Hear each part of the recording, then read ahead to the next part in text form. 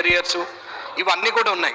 సుమారు right information act కింద నేను పెడితే ఒక్క పోలీస్ డిపార్ట్మెంట్ వారికే ఒక ఇచ్చినటువంటి 50% సమాచారంలోనే 352 కోట్ల రూపాయలు వారికి పోలీస్ డిపార్ట్మెంట్ వారికే ఇవ్వాల్సిన అవసరం ఉంది.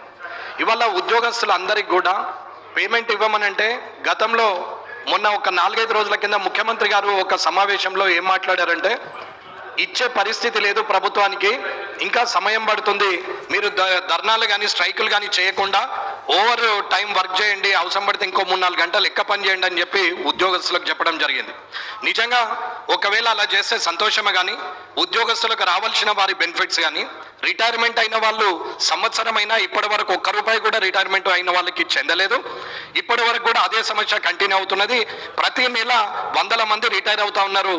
వారికి కనీసము వారికి ఇవ్వాల్సినటువంటి బెనిఫిట్స్ ఇవ్వకపోవడం వల్ల ఇబ్బంది పడతారని చెప్తున్నాం. దీనివల్ల ప్రజలకు సేవ చేస్తున్నటువంటి అధికారులు రేపు తప్పుదారిన పోయే అవకాశం ఉంటుంది అనేది నేను మీకు తెలియజేస్తున్నాను. కాబట్టి ఎట్టి పరిస్థితుల్లో ప్రభుత్వము ఇవి తొందరగా క్లియర్ చేయాలి. క్లియర్ చేయనప్పుడు రాబోయే వల్ల ఉత్పన్నం ఎదురవుతుంది. దీనికి గతంలో 2 ప్రభుత్వాలు ఉద్యోగులకు అగెనిస్ట్గా పోవడం వల్ల ఉద్యోగులకు ఇబ్బంది కావడం వల్ల 2 ప్రభుత్వాలు కూలిపోయినాయి. గత చరిత్ర చెప్తున్నది. మీరు అది ఒకసారి దృష్టిలో ఉంచుకొని మీరు వారందరికీ కూడా తొందరగానే టీఏడిఎల్ అన్ని కూడా క్లియర్ చేసి యాజ్ అండ్ టుడేకు పోలీస్ డిపార్ట్మెంట్ కూడా తొందరగా క్లియర్ చేయాలని కోరుకుంటూ ఇలాంటిది మరొకసారి డిలే కావద్దనేది చైర్ ద్వారా ప్రభుత్వానికి తెలియజేస్తున్నాము. గౌరవ ముఖ్యమంత్రి గారు దీని మీద